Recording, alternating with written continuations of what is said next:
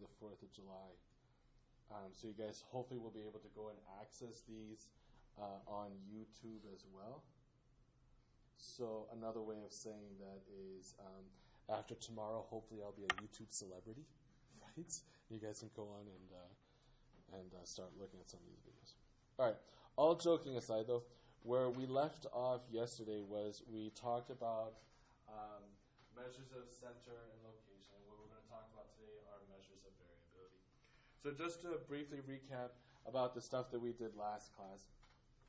What we started to do last class was we started to look at first the different symbols that we're going to be using this semester, like the summation symbol and also Greek symbols versus non-Greek symbols, whether we're looking at parameters or at statistics.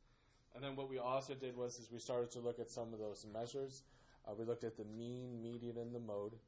Remember that the mean is nothing more than just the average, right? Does anybody remember what the symbol is for the sample mean? X bar, awesome. And then we can also not just calculate out the average of a sample, but we can also calculate out the average of a population. Does anybody remember what the symbol is for the symbol for an average of a population? What's the symbol for the average of a population? Mu, awesome, right? It's like that lowercase Greek symbol mu. And since it's represented by a Greek symbol, right? Since the population average is represented by a Greek symbol, and it's also obviously calculated out from a population, we know that the population average is an example of what? A parameter. Awesome, right? Anything that we're calculating out from the population is a parameter, and anything that we're calculating out from a sample is called a statistic. Awesome. Generally speaking, statistics are represented by stuff that's not Greek symbols, but parameters are represented by stuff that are Greek symbols. So we talked about the mean, and we also talked about the median. What is the median? If like your little niece or nephew came walking up to you and goes, "Hey, Uncle Michael, what's the median?" You would say, it's the middle number, right? Whatever data set that you have, it's the middle number. But whenever you're identifying what the middle number is, what's a really, really, really important first step? Put them in numerical order, right? From smallest to largest, put them in numerical order. So then whenever you're trying to identify the middle number and you put it from smallest to largest, then what's the next important thing to take a look at? Whether you have an even or an odd number of values in your data set, right? If you have an odd number of values in your data set, then what is the median going to be? Just the middle one. And if you have an even number of values in your data set, what's the median going to be? The average of the middle two. Awesome. Then we also talked about the mode. What's the mode? The most commonly occurring. Awesome. Most commonly, the most frequently occurring value in the data set. It's the most frequently one, and I keep emphasizing the word most. Can we have no mode? Yep. Can we have more than one mode? Can we have one mode? Yep. So how many modes can we have? A whole bunch of them, right? Is everybody good with no modes, one mode, two modes, three modes, and so on and so forth? All right. Then we also talked about here, and this is kind of where we left off, about symmetric skewed left and skewed right distribution. Remember for distributions, what was that example that I gave you guys for a distribution, right? You guys remember that one where I said, hey, if I handed out a piece of papers to all of you. That was Connect 4. Yeah, exactly, right? And then I collect those pieces of paper again, I just do like the whole Connect 4. Which is kind of where we got the dots in this thing right here. You guys remember that? So then we said that, all right, if we have a symmetric distribution, then the average of these dots is just going to be in the middle. And also the middle value then would obviously also be in the middle. So therefore, if we have a symmetric distribution, we have different kinds of symmetric distributions. The mean is equal to the mean. Right? Is everybody good with that? And then we also talked about skewed left distributions and skewed right distributions, where skewed left distribution tends to have the fat tail on the left-hand side of the distribution, where skewed right distribution tends to have the fat tail of the distribution on the right-hand side of the distribution. But we also know that if we have a left skewed distribution, the middle value, or the middle dot right here is going to be something over here, right? That's going to be the median. But we're also going to have this one dot that's way, way, way over here that's called an outlier, right? this outlier is going to pull the average down with it. Right? Does everybody remember that example that we did? So therefore, for a skewed left distribution, the average is going to be strictly less than the middle number or the median. Right? Same thing that we did on the back side of this page is whenever we had the reverse case. For a skewed right distribution, the average is greater than the median, which is also what we have in these back parts of the definitions. Right? Does that jog everybody's memory about what we did last class? Everybody back on the same page again? Cool. So now what we're going to do is we're going to have quite a big shift here. We're going to start talking about measures of centrality, right? Measures of centrality simply just say, hey, where is the center? Which is why we're talking about the average and the median and so on and so forth. But now we're going to start talking about measures of variability. Now, what do I mean with measures of variability? All right. Let's say that we have some number line. And let me just say that the number line here is centered on the value 0, right? I'm going to try to give you guys a big picture of what it means to be a measure of variability. And then we're going to go and we're going to look at examples of measures of variability. Let's say that I pick a couple of values, and I'll just represent these values by dots, right? Maybe I'll have a value right here, I'll have a value right here, I'll have a value here, and I'll have these like pretty closely clustered around 0. But then I'll have another data set, and I'll make those dots above here, or maybe I'll make them below here.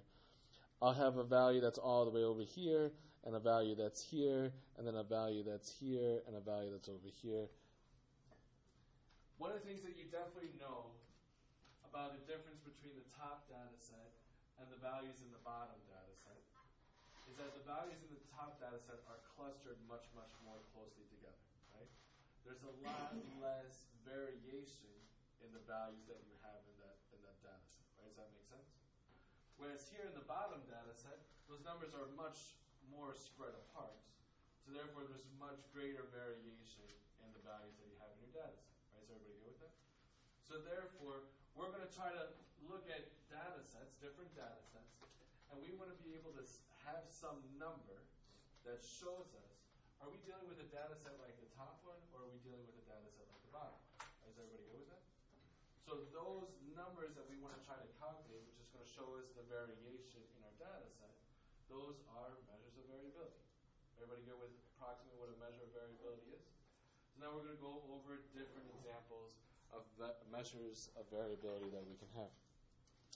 The first one that we're going to go over is something that I'm sure that you're already very familiar with, and that is the range. If you're not familiar with it, don't worry about it. We're going to get there together. The range is simply just this. The range of a data set is you take the maximum value and you subtract the minimum value from it, right? So let's say that you have some data set, just a really, really, really quick example. If you have some data set, and I'll put them in order, I'll say that here we have the number 1, 2, 5, 7, and 8. And you want to find the range of the data set. Well, the range of the data set is you're going to take the maximum x value. And remember that each one of these things in here you can imagine as being an x value. You're going to take the maximum x value, which would be what? 8. And from it, you're going to subtract the minimum x value. And what's the minimum x value? 1.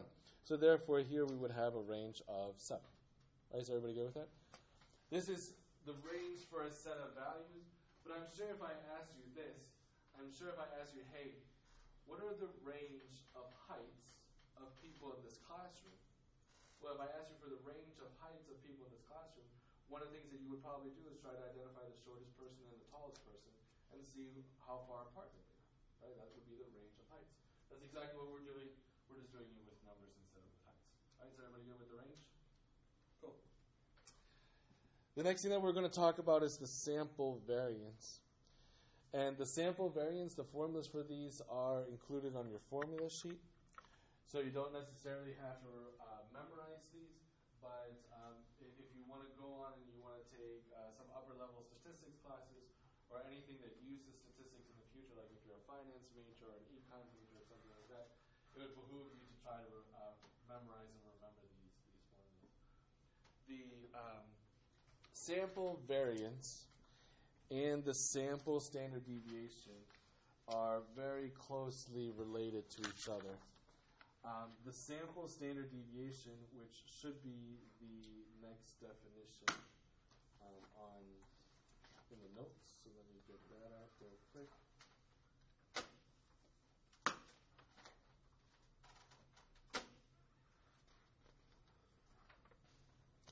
Here we have the sample standard deviation.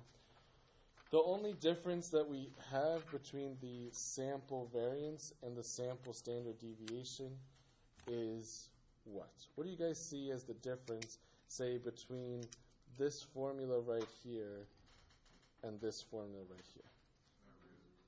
One of them is square rooted and the other one is not, right? Same thing between these two formulas right here. One of them is square rooted, these bottom ones are square rooted, and these aren't, right? Same thing with the symbols for both of them. The symbol for sample variance is s squared, and then the symbol for the sample standard deviation is just s, right? So first off, it's very, very, very, very important that you remember that the symbol for the sample variance is s squared, and it's also very important that you remember that the symbol for the sample standard deviation is s. So just like I keep asking you what is x bar and what is mu and stuff like that, we're going to start using s squared and s a whole lot, which are very, very, very important for you guys to remember what they mean. All right, so let's talk a little bit about what the overarching idea is behind the sample standard deviation. Right? I don't want you to do this in this class. I don't want you to say, hey, I need to calculate out the sample standard deviation, so therefore I'm going to use this formula, and not really understand what it means to calculate out a standard deviation. Like that wouldn't make any sense, right? So what is a standard deviation? It's a square root of a sample variance, exactly. But what's the intuition behind it?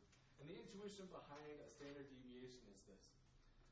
The best way to wrap your head around what a standard deviation is to think of it as the standard deviation is just another measure of distance, right? So that's not 100% accurate, but it's going to help you start to wrap your head around it. And here's why, right? So if you think about a standard deviation as just another measure of distance, if I told you that the distance between this wall right here and this wall right here was 10 yards, even if you didn't see these two walls, and I told you that two walls are 10 yards apart, you could get an idea about how far apart those two walls are. Same thing if I said, hey, these two walls aren't 10 yards apart. If I told you that they were 30 feet apart, again, even if you didn't see these two walls, and I told you that they were 30 feet apart, you would get an idea of how far apart these two walls are, right? That's the exact same thing with the standard deviation. If I told you that a certain data set has a certain standard deviation, what we're going to start to realize is that smaller standard deviations just means that these things are closer together, and larger standard deviations mean that these things are farther apart.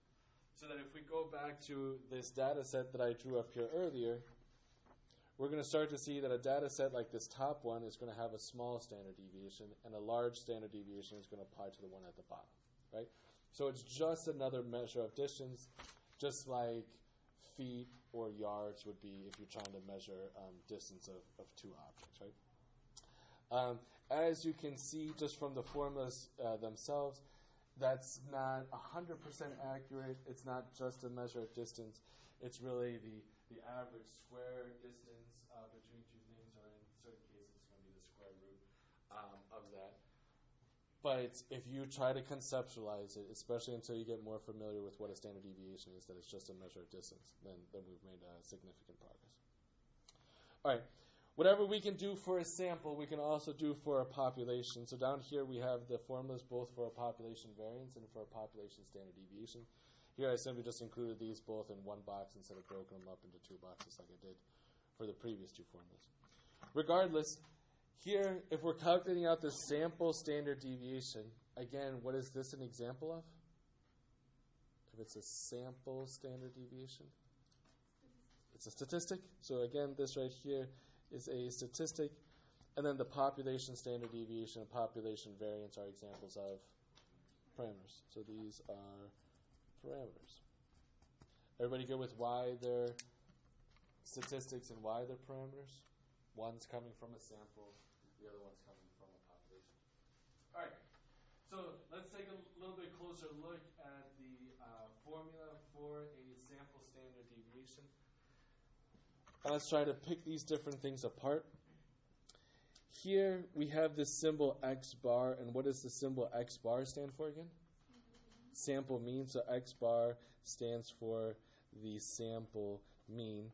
So whenever we want to calculate out the sample standard deviation, we first have to know what the sample mean is, since that goes into that formula, right? And also down here we have little n, and what does little n stand for again?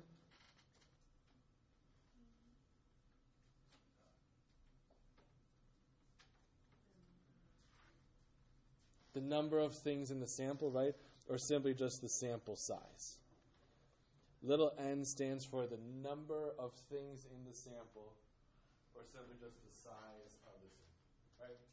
So really, really briefly again, like I said, whenever we were going over this the first day of class, you have 30,000 UNCC students. If you took a sample of those 30,000 UNCC students, say like 1,000 students, to try to figure out what the average height is, then your sample size is 1,000, right? So little n would be 1,000, right? Is everybody good with sample size? So little n represents the sample size. And then in here we have x. Where are we going to get those x values from again? Just simply just in our data, right? So again, if we list our data, I don't know, maybe 1, 5, 7, 3, and 2, we can think of each one of these values in our data, regardless if this data represents a sample or a population. We can think of each one of these values being an x value. Right, is everybody good with this? So, whenever we're going to calculate this out by hand, and we're going to calculate this out by hand, what we're going to do is we're going to take an x value from our data, we're going to plug it in here, but then we're going to have to subtract the mean from it. So what's our very first step going to be? Find the mean, right? So we're first going to take our data, we're going to find the mean of it, and then we're going to take one of those values plugged in here, subtract the mean from it, square it, and then add it to the next x value, and so on. Right? Is everybody good with that? We're going to do lots of examples of that. And then after we get done with all of that, we're going to divide it by little n minus 1, or the number of things that we have minus 1 if it's the same. If you go down here and you look at the definition, or the formula rather, for population variance, and just to be really explicit, this one right here is for the variance because it's squared. This one right here is for the standard deviation because it's square rooted. Variances are always squared and standard deviations are the square rooted of that formula. If you look in here, we have something that's really, really similar, but we're subtracting mu, and what does mu represent? Population mean. Awesome. So again, we're going to have to find out what the average is of our population. So mu is equal to the population mean. And what does capital N represent? The population size. Awesome. Or size. Or, wow, that didn't work out well at all. Let's try that again.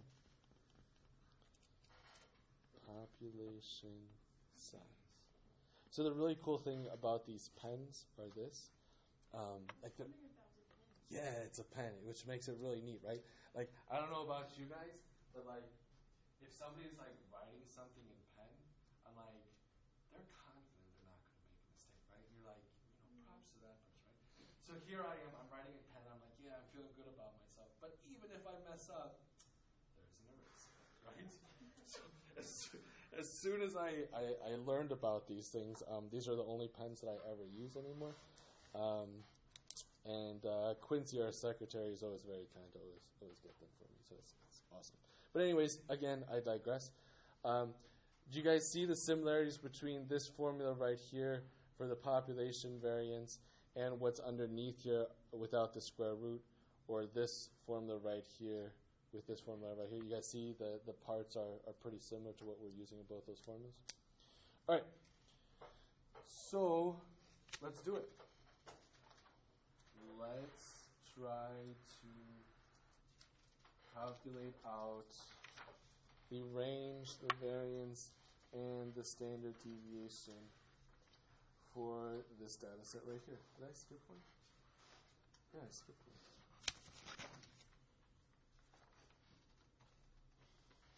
Let's try to calculate out the range, variance, and standard deviation for this data. All right. So it doesn't say whether or not this is. Oh, it does say. Is this sample data or population data? Sample data, right? So we're going to have sample data. So we're going to calculate out the sample range, the sample variance, and then the sample standard deviation as well. All right. So then let's do it. Let's first calculate out the range. And what is the symbol that we use for range? Capital R, right? Here we have capital R for range. And the formula that we use to calculate out the range is what? Awesome. X max minus X min, where X max is simply just the largest value and X min is the smallest value. So in this data set that we have up here, which one is the largest value? 3. And from it, we're going to subtract the smallest value. And what's the smallest value? -5. So we're going to subtract -5. So 3 minus a -5 is equal to 8. Everybody good with the range? Pretty easy, right? All right. Then let's first calculate out the sample standard deviation, and then we'll do the variance after that.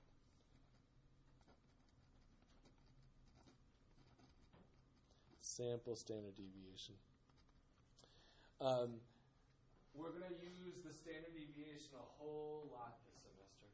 So I'm going to start abbreviating the standard deviation as STD.DEV. That's supposed to stand for sample standard deviation. So I want to make sure that everybody's aware that if you ever see STD.DEV, what I mean with that is the standard deviation. I know it sounds like something you probably don't want to contract, but that's supposed to stand for sample standard deviation. All right, not trying to get off track here, but let's try to figure out how to calculate out the standard deviation. What we want to do is we want to use one of these two formulas up here if we're trying to calculate out the sample standard deviation. Let's first use this one right here, and let's first use this one over here. This one over here is going to be a little bit easier to do the second formula. And after we use the second formula, I'll show you guys how to apply that first formula as well. All right, so let's take a look. If we want to use this second formula, there's really a couple of different parts to this formula that we need to know.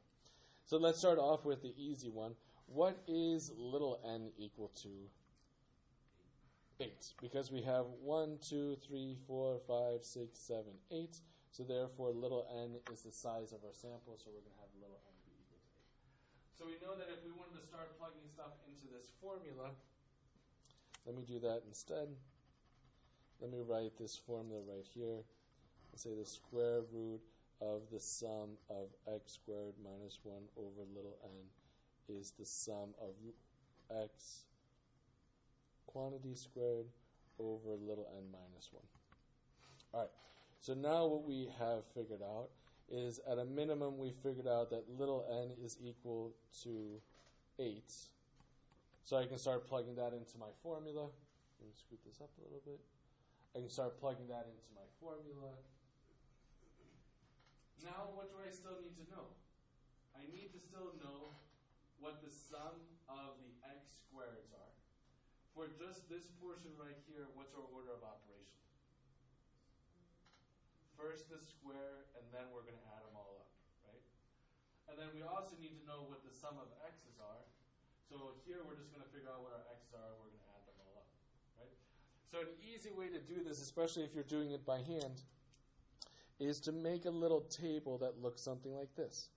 We're going to have x right here, and we're going to have our x squareds right here. And what we're going to do in this table is here in our x column, we're simply just going to list all of our data values that we have.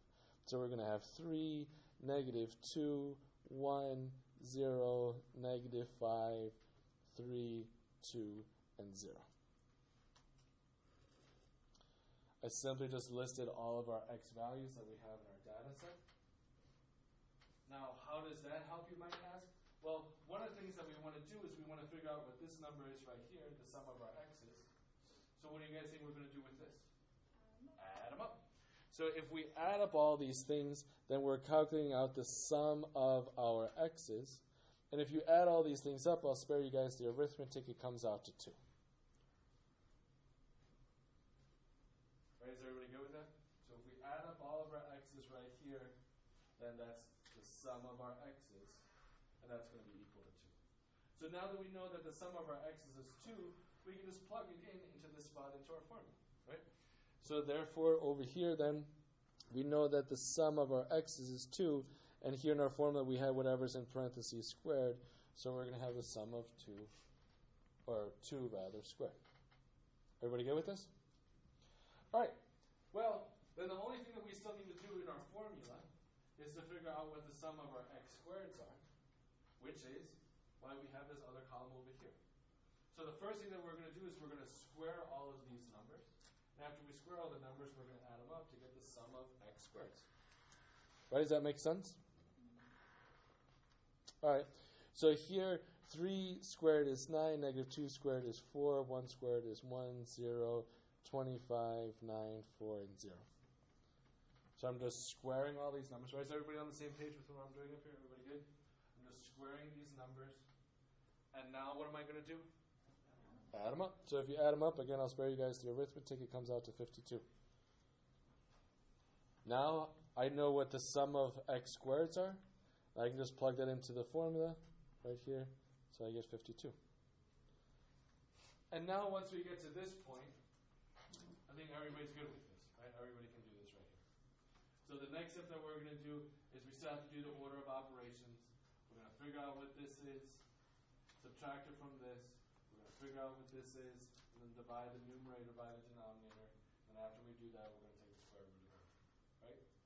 So really quickly, here then, we're going to have 2 squared is 4 times 1/8 is 4/8, which is just the same thing as 1/2. And we're going to have 52. And then the denominator, we're going to have 8 minus 1 is 7. So we're going to have the square root of all this. Is everybody good with that? And then 52 minus 1/2 is just 51.5 divided by 7 square rooted. Should come out to 2.712.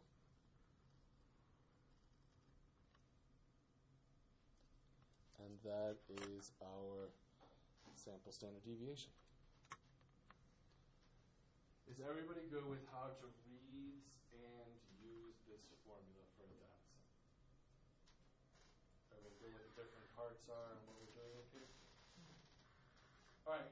So now what we have is that we have a standard deviation, a sample standard deviation of 2.712. Again, what is the symbol for a sample standard deviation?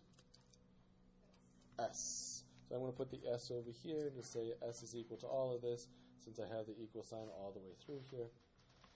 So we know that the data, if you're trying to think about the average distance, average square distance of our data, we have a sample standard deviation of 2.71, which maybe on the surface doesn't really tell you is this data far apart or close together. But one of the things that you can definitely tell me now is this. If you have a sample standard deviation of 2.7 and you have a sample standard deviation of 27, which one has data that's closer together? This one. This one is, right? Is everybody good with that? Because we're just talking about the average square distance of these things. All right. Everybody good with how to use this second formula right here? Using this second formula up here.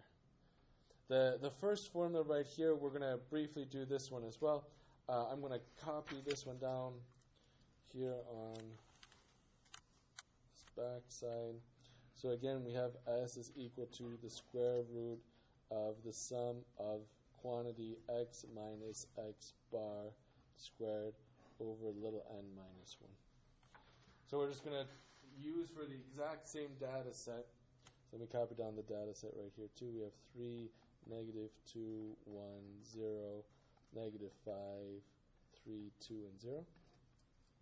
This is our data set, the same one that we used previous page for the previous formula. This again is simply just another formula that we can use to calculate out the sample standard deviation. Sometimes it's easier for you to use one. Sometimes it's easier for you to use a different one. You might start developing a personal preference that you have for each one of these formulas. However, one of the things that I also want to make sure that I emphasize is it is possible to word the question in a way so that you have to use one formula versus the other formula. So therefore, it's important that you know both of these formulas. I'm pretty sure that both of these formulas, let me double check this, but I'm pretty sure that both of these are on your formula sheet. No, only one of them is on your formula sheet. This one isn't on your formula sheet. So this is something that you either have to memorize, practice so often that you don't forget it, or like I said, if you want to store it into your calculator, you can just store it into your calculator as well. Right? Department doesn't have a policy that you have to clear your calculator, so neither do I. All right. So let's figure out how to read and apply this formula here as well. Let's try to plug in the stuff that we already know into this formula, which is what? What do we know already for this formula? The n, right? We already know that this right here is 8 minus 1. But we now also need to know what else for this formula? What is it? Sample mean, x bar, awesome. So we need to first calculate out what our sample mean is. And what's the formula for calculating out our sample mean?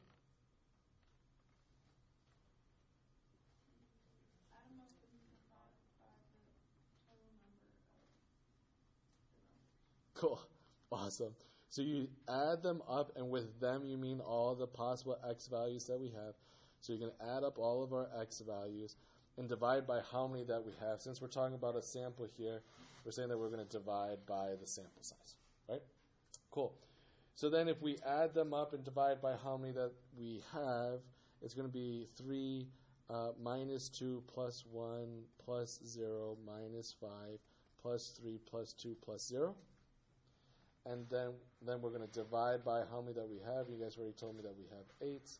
So therefore here the sample mean is 2 divided by 8, or just 1/4.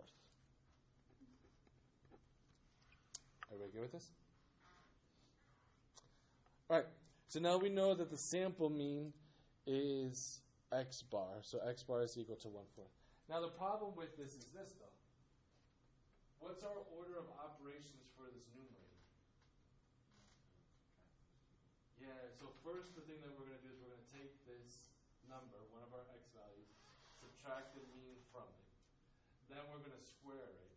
And then we're going to add it to the next one, and so on and so forth, right? So what we're going to do here is this. We're going to take our x value, our first x value, which is the number 3. From it, we're going to subtract x bar, which is what we just calculated out as being 1/4. And we're going to square this quantity. And then we're going to add it to, using our next x value, which is negative 2, subtracting the mean from it, which is 1/4. Squaring it. You guys get the gist? And you have to keep on doing this for every single one of those x values. So then we're going to have plus 1 minus 1/4 squared plus negative 5 minus 1/4 squared. What's the next thing that I'm going to do?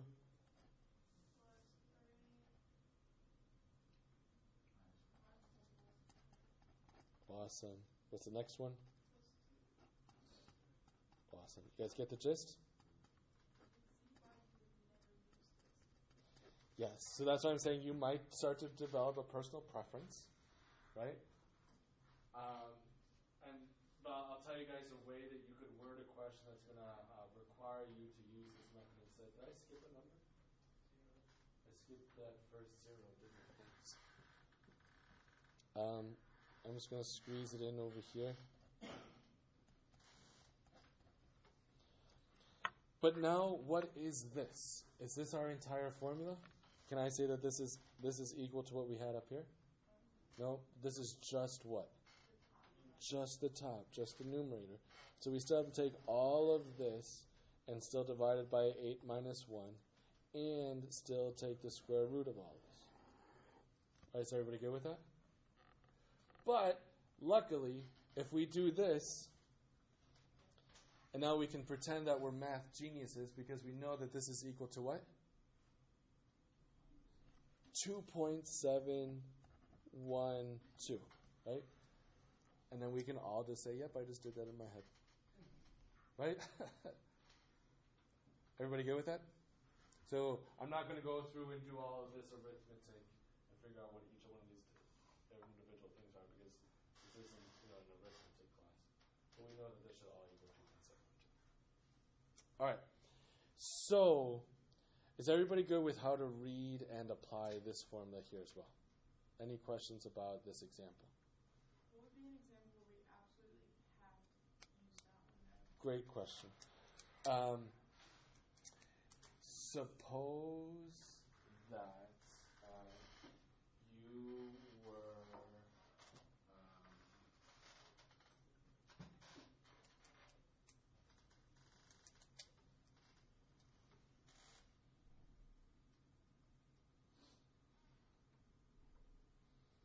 trying to think of an example.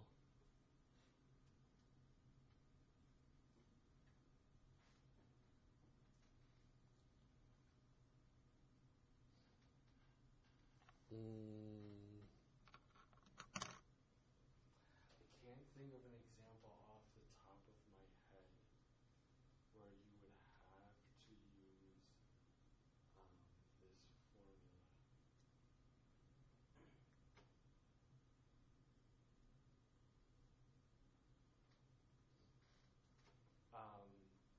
The other way around is a lot easier to think of, right, where you have to use that first formula versus this one. Because in this first formula right here, so let's go back to our two formulas. In this formula right here, if I just told you, if I didn't tell you the individual x values, if I just told you this right here and this right here, and what little n is, then you could apply this formula without knowing what the individual x values are. Right? Does that make sense? But for this formula right here, the one we just got done doing on the page, I could tell you what x bar is equal to, but I would also have to tell you what the individual x values are. But if I told you what the individual x values are, well, if you know them, you can just make this table. Yeah, exactly, right? So it's a lot. I don't know of a way that I could force you to use that other one, especially off the top of my head. But I could think of a question, a way to word the question where I force you to use this formula. And I think that this is the formula that's on your formula sheet anyway, so that should help out. Yeah, exactly. Cool. Yep, great question. Any other questions about this example? All right, then let's do this. Take maybe 3 or 4 minutes for yourself and see if you can calculate out the range, the variance, and the standard deviation for the next example. You only have to use one of the formulas. Oh, we didn't calculate out the variance. Sorry. Didn't calculate out the variance for the previous example. But let me ask you this. We calculated out the sample standard deviation for the previous example. So what's the variance for that? We're just going to square it, right? So we're trying to calculate out the variance. We're trying to calculate out s squared. And we know that s is just equal to 2.712. So that's going to be equal to 2.712 squared, which comes out to 7.357. So you don't need to use that whole other formula. If you remember that the variance is the square of the standard deviation, if you have one, you can get the other one, regardless of which one that you have, right? Keep in mind that, let me ask you guys this before you guys start on that next example. What's the square root of 4? 2 is not correct. What's the square root of 2? Positive and negative 2, right? The square root of 4 is plus or minus 2, right? It's really, really, really important that you remember plus or minus 2. And here's the thing about that, why that's important, why I'm asking you guys this now. Let's say that you had the variance, which is 7.357. and that's the number that you calculate out. And I asked you, what is the standard deviation? Well, what you would do is you would say, hey, it's the square root of it, which is completely correct. But remember that whenever you take the square root of stuff, you get both plus and minus, right? So technically, then, we could come up with 2.712 or negative 2.712. But let me ask you this. If I told you that the best way to conceptualize what a standard deviation is a distance, could you ever have a negative distance? Nope. So the same thing applies for here. Remember that you can take the square root of the variance to get the standard deviation. But when you take the square root, you always only keep the positive numbers. You just write it as the absolute value, the absolute value. You can say that the absolute value of the square root of the variance is equal to the standard deviation. Yep. All right, cool. So now that we've done the variance, and I also pointed that out to you, take maybe 4 minutes or so for yourself and see if you can do this next example. Is this exactly the same? Oh, Good observation.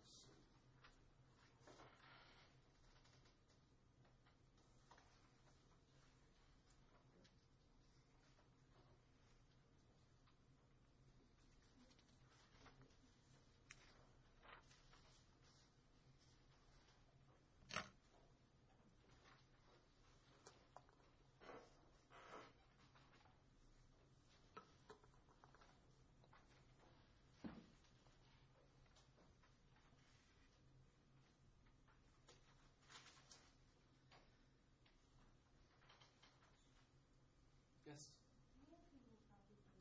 I do. I do still have some. I'll bring one to you. You need to. You need it. Good.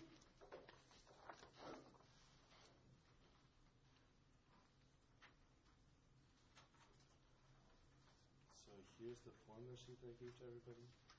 Here's chapter 1. We went over this on the first day of class. And then we started this one last class. Okay, yeah, I was just going to print it out. I didn't know if we had them or not. Yeah. Those are the only ones I'm going to print out for you guys. Once we get to chapter 3, you have to print them out for yourself.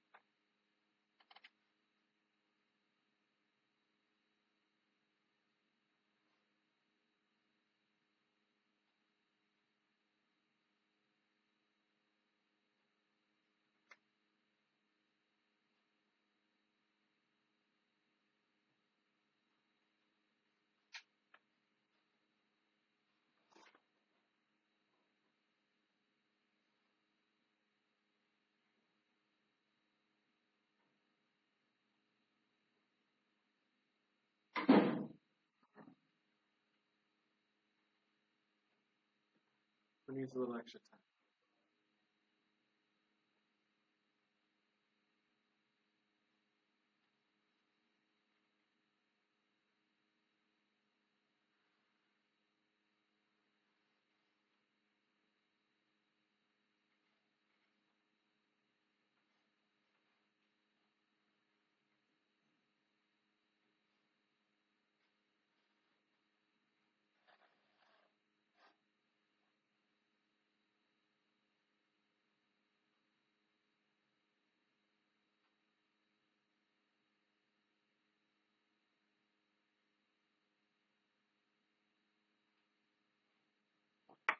All right, let's start doing this one together.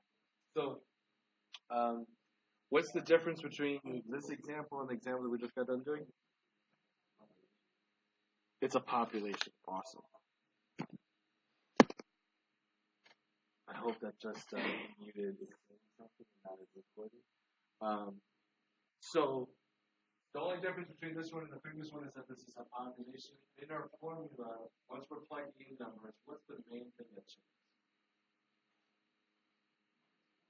Minus 1 and the denominator. So if you look at the formula for the sample standard deviation or the sample variance, and you compare that to the formula for the population standard deviation or the population variance, you see that the main difference between those is that for the sample in the denominator, there's that minus 1, but for a population, there's not, right? Which means that the answer choice that the answer that you're going to calculate out for this example is going to be really, really close to the one that we did in the previous example, but it's going to be off by at least a little bit because that minus 1. So whenever you're doing your homework assignments or taking a test in this class, the answer choices that you're going to have available to you are going to be the answer choice that you should calculate out in this example. But rest assured that another answer choice that's going to be available to you is going to be the answer choice that you would have gotten for the previous one. Right? So they're going to be really, really close. It's going to be a little bit different. But if you forget to realize that you don't include the minus 1 whenever you do a population, and you include that one, chances are you're going to get wrong. Is everybody good with that? So that's definitely going to be there both for homework assignments and for your in-class. All right. Other than that, we still need to calculate out the range. So what is our formula for calculating out the population range? Still the same thing, right? We're still going to use capital R, and it's still X max minus X min. Awesome. What is the largest value in this data set? 3. We're going to plug that in for X max. Subtract the smallest value, which is X min. What's that in this data set? Minus 5. So we still get 8. Has anything changed about the population range versus sample range? No. So it doesn't really matter if it's a population or a sample. The range of the values in the data set is still the exact same thing. All right. Then the next thing that we need to do is calculate out, again, I'm going to start with the population standard deviation. And if we're trying to calculate out the population standard deviation, what's the symbol for the population standard deviation? That little thing, I forgot to tell you guys what that little thing is, right? This little thing right here. The way to pronounce this is sigma. That's little sigma. Little sigma. Therefore, the symbol for the population standard deviation is little sigma. And as we already saw in our formulas, the formula for that is the sum of the quantities x minus mu quantity squared over capital N and the square root of all of that. If we did this by hand, then what we would do is we would start off with our first x value. And then from that, we're going to subtract the population. Therefore, one of the things that we also need to do is what? Find the population mean. We find the population mean. What's our formula for the population? How do you calculate out a mean, an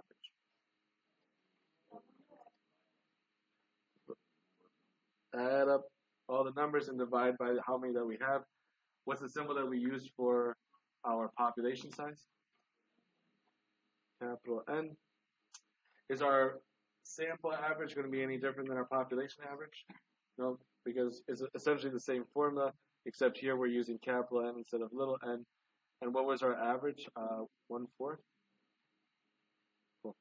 So then here we're going to have minus 1/4 quantity squared plus negative 2 minus 1/4 plus quantity squared plus 1 minus 1/4. All right, is everybody still good with what I'm doing up here? You guys see that it's really, really similar to what we did before? So on and so forth, negative 5 minus 1/4 squared plus 3 minus 1/4 squared plus 2 minus 1/4 squared plus 0 minus 1/4 squared. Am I done now? No, what do I still have to do?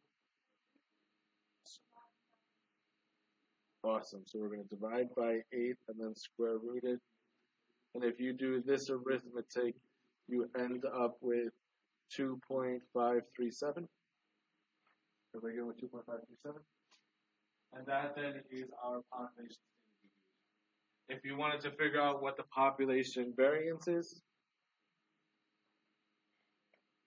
what's the symbol for population variance? Sigma squared. So therefore, we're just going to take 2.537 and square it. If you square 2.537, you get 6.438.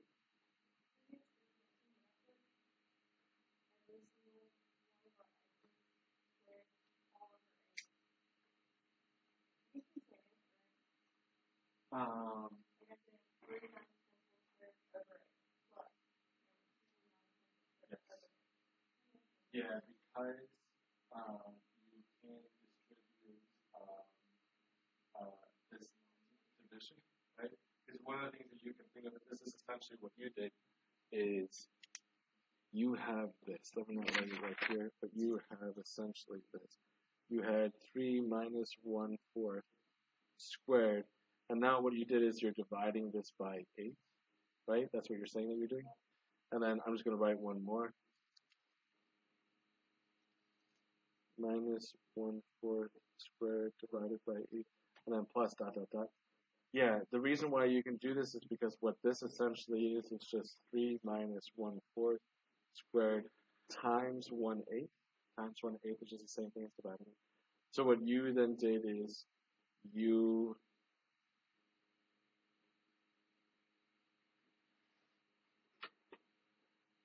what we did was we had 1/8 times all of this stuff. So what you did was you simply just distributed this 1/8 to each individual term instead of adding up all the terms and then taking them. So yeah, the exact thing you said. Any other questions?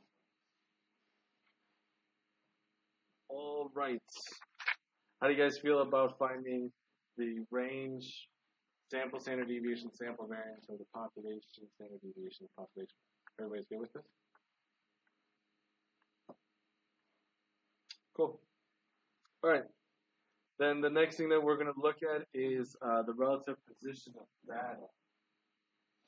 And you guys have seen this first one, percentile, and you might not have seen the percentile rank, but you certainly have seen the percentile. Given an observed value of x, so simply just some x value in a data set, x is the pth percentile of the data if the percentage of the data that are less than or equal to x is p. And then the number itself, p, is the percentile rank of x. Right. What the heck does that mean, right? Let's talk about what the heck that means. So let's think about it like this, right? Think back to whenever you took the SAT or the ACT, whenever you were applying for college. Right? Took this thing, and then I don't know how long after that, but they gave you your results. And let's say that you did really, really well on the SAT. And what kind of well, let's say that you did well on the SAT. Let's say that it came back and you said that you were in the 95th percent. Right? Being in the 95th percentile, what exactly does that mean? 95% of, yep. So if you're right, so we're on the right track, right? At 95% out of 100. But if you're in the 95th percentile, does that mean that only 100 people took the exam? No, it's 100% of what? Everybody that took the exam, right? So if you're in the 95th percentile, then 95%, yeah, 95th percentile is like really good. Good, right? So it says that you did better than 95% of the people that took the exam, right? So everybody good with that? You're in the 95th percentile. Now there's a small nuance to that. Technically speaking, that's not exactly right. Because does that mean that your score was better than 95% of the people? No, it doesn't. What it means is that your score was equal to or better than 95%. Right? So I don't know what scores are on the SAT, right? I took the ACT. So what are scores for the SAT? Well, it's like 1,500. And now it's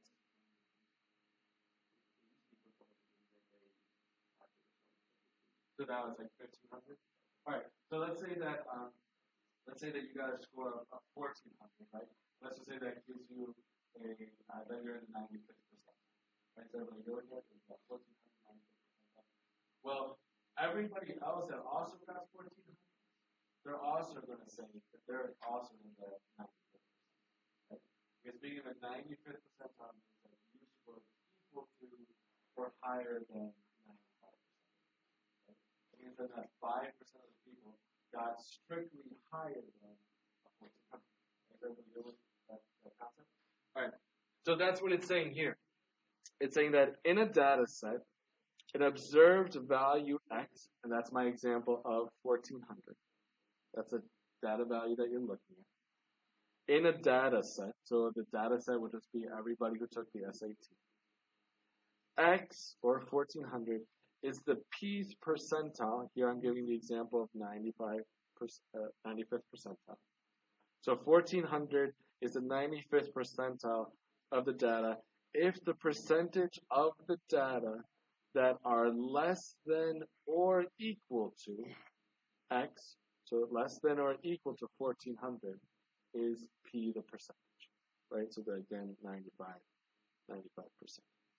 So you're in the 95th percentile if 95% of the people are less than or equal to your score. Right? Is everybody good with that? So whenever we have a data set, and let me make a really, really quick, easy example. Let's say that we have the data set 2, 3, 2, and let me make this easy, 5, and 2. 2, 3, 2, 5, and 2. That's your data. Right? I have no idea what this is. Maybe this is how many donuts you ate during the last presidential debate. Right? Anybody watch the presidential debates? No? I'm like a political news junkie, right? Like a national political news junkie. So I watch it both. I'm fascinated by it. But we're getting off topic. Right? Don't get off topic too many times. So here, if I asked you to find the percentile of the number 2, I asked you to find the percentile of the number 2. What we're going to try to identify is how many numbers, what percentage of the numbers is equal to or less than the number 2 in our data set. So let's start off with this. How many numbers are equal to or less than the number 2? 3, right? It's all just the number 2. So we have 3 values that are equal to or less than the number 2. So we have 3 of those values. 3 out of how many? So this is 60%. So then the percentile of the number 2 is 60%.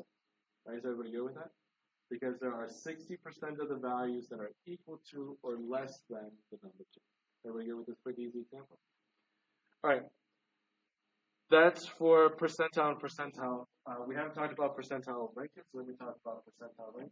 Percentile rank is like the easiest thing that we're ever going to talk about this entire semester. If the percentile is the pth percentile, so the pth percentile is like the 60th percentile.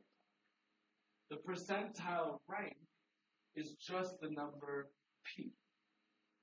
So if you're in the 60th percentile, what percentile rank are you? 60. It's literally just the number.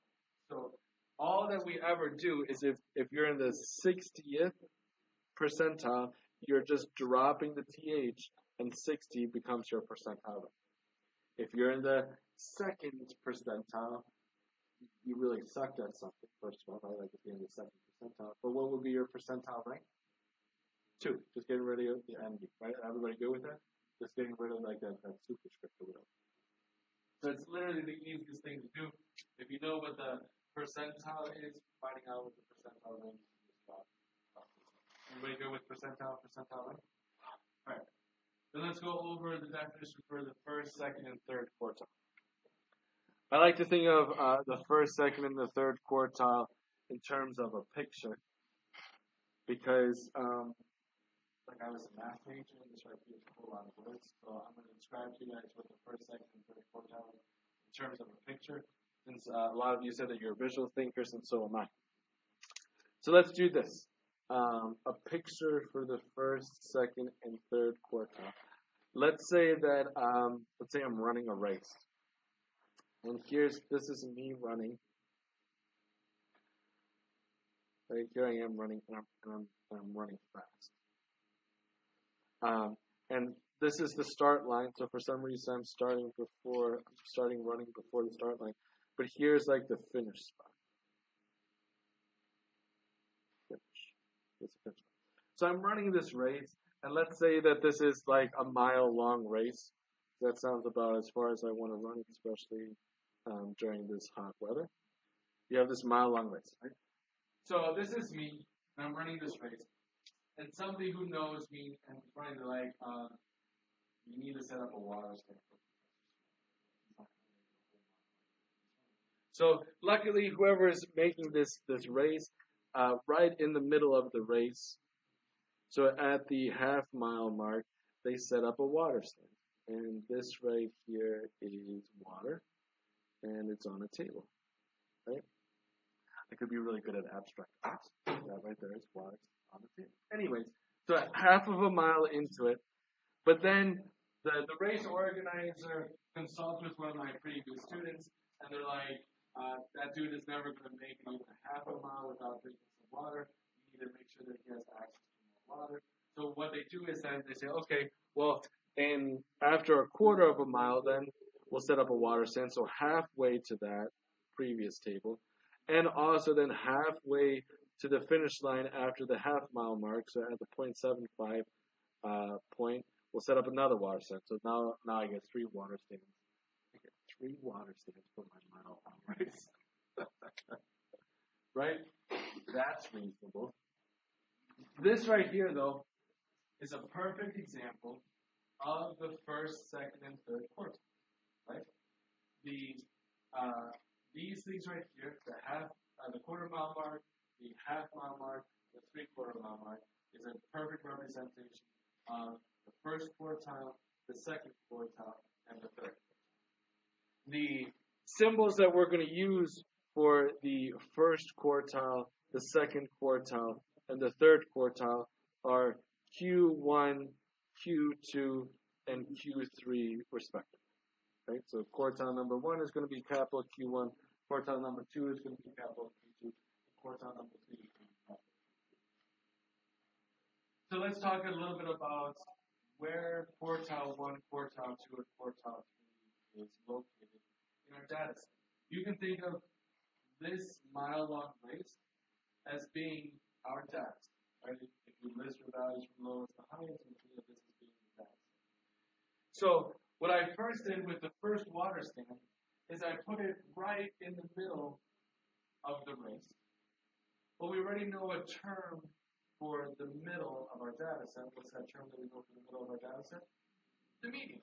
So therefore, Q2, our second quartile, is simply just the same thing as the median of our data set. All right. Well, now what I did was I said, hey, I broke up the race into two halves by separating it out in the middle by the median or by the middle marker. What I've just essentially created is you can think of it as the first half of the race and the second half. Okay? Well, the first half of the race is what we're calling the lower set. And the second half of the race is what we're calling the upper set. So therefore, if you wouldn't include that here on this picture, then this portion right here is called the lower set.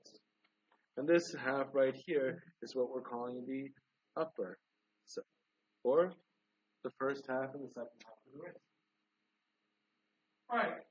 Well, what we did with the first half of the race is I gave myself another water stand halfway in that first half of the race, right? Halfway in the first half. So this then is the same thing as the median of the lower set. The middle point of the lower set, the median of the lower set, is the same thing as Q1. Everybody good with that? So then therefore, Q3, you could describe that as what? The median of the upper set. Is everybody good with that? So therefore, the second quartile is the median of your entire data set. Quartile number 1 is going to be the median of your lower set. And Q3 is going to be the median of your upper set. Everybody good with that? Cool. So,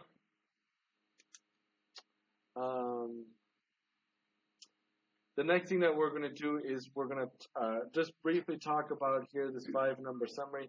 I'm just going to talk about it and then we're going to apply it next class. The 5-number summary is this. We're going to take some data set, any data set, and we're going to identify 5 numbers. That's why it's called the 5-number summary. 2 of those numbers that we're going to identify is X max and X min. Oh, this should be backward. This is backwards. This right here should be X min. And this right here should be X max. So we're going to identify both the smallest and the largest number in our data set. And then the remaining 3 numbers are going to be our 3 quartiles. But we'll practice this next class. We'll see you guys. Oh, have a great 4th of July. See you guys on Friday.